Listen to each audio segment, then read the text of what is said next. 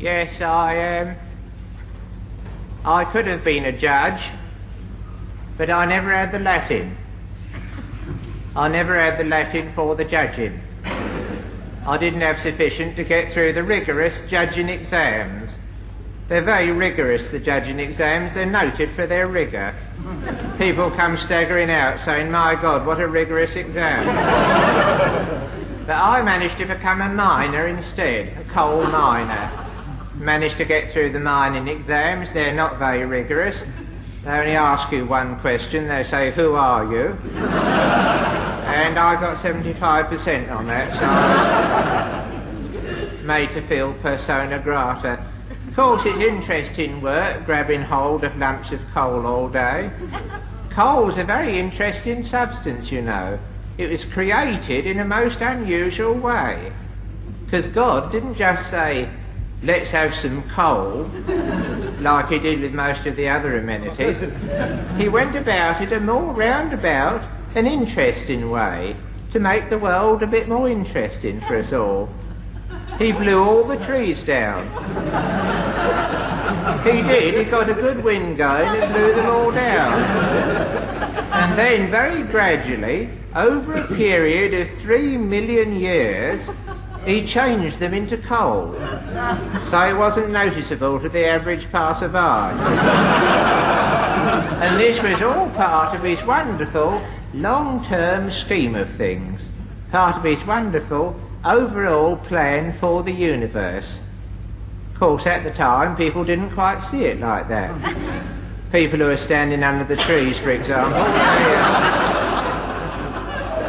they rather missed the point. And instead of shouting out, hurrah, coal in 3 million years' time, they tended to exclaim more along the lines of, oh dear, trees falling on us. That's the last thing we want. And of course for most of them it's the last thing they got. Their prayers were answered in a roundabout way, because if you ask, you're always given it. But it is an interesting substance, and it's a wonderful substance to work with, coal. I've written a book about my experiences down the mine, written a book based on the experiences I've had down the mine. It's called My Experiences Down the Mine. It's a wonderful story. It's the story of a man who goes down the mine and he sees a lump of coal quite near him. Aha, he says, the very thing I'm looking for. And he bends down and picks it up and he lifts it up to about his stomach level and then he shoves it away into a trolley. And the trolley wheels away down a long dark tunnel and he never sees it again. That's the story. It's very short, but it is extremely boring.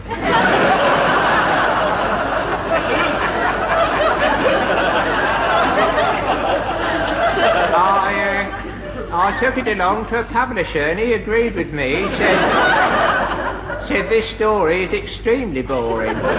This is the most boring story that has ever been written in the whole history of the universe. And he's not a man who's given to superlatives.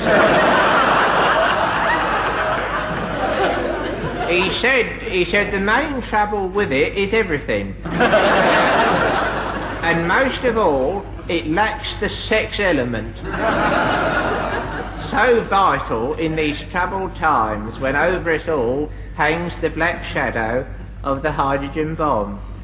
So I've rewritten it now to put in a bit of the sex element into the novel, into Experiences Down the Mine. I've put in some sex elements into it. It's the same story, but it's livened up a bit by 3 nude women. Beryl, Stella and Margaret. 3 nude ladies who've come down the mine for a bit of a dance. And I've left everything the same. I've just put in a few new paragraphs saying things like, Meanwhile, the nude ladies continued to dance about. It's done wonders for the book. I can scarcely put it down now. Wonderful story. Of course, that's the wonderful thing about being an author. You can put as many nude women in as you like. My next book's called A Million Nude Women.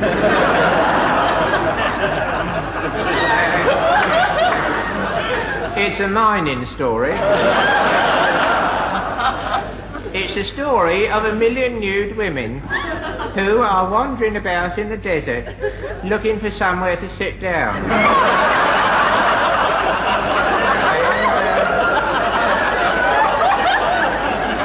And they wander about for many a year, till one day the leader of the nude women, Beryl Jarvis, sees a disused mine. "Come on, girls," she shouts. She has to shout because the last ones are about 6 miles back. "Come on, girls, here's a disused mine at last. Let's all rush down it and dance about."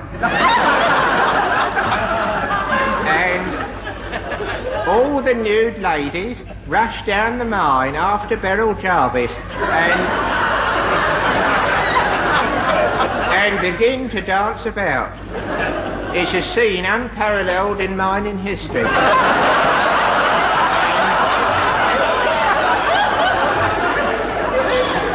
They dance and they dance for days on end, till suddenly a very frail nude lady by the name of Stella Whittington falls exhausted to the floor with a shout of, "Oh, this is too much."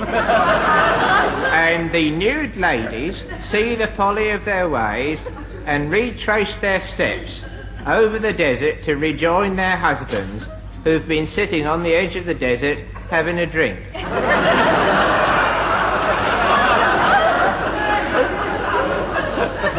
It's a wonderful story. It'd make a wonderful film. Did you notice, for no apparent reason, very suddenly I went, "It's an impediment I've got from being down the mine." Because one day I was walking along in the dark, I saw the body of a dead pit pony. I went in surprise. Ever since then I've been going unexpectedly, and that's another reason why I couldn't be a judge.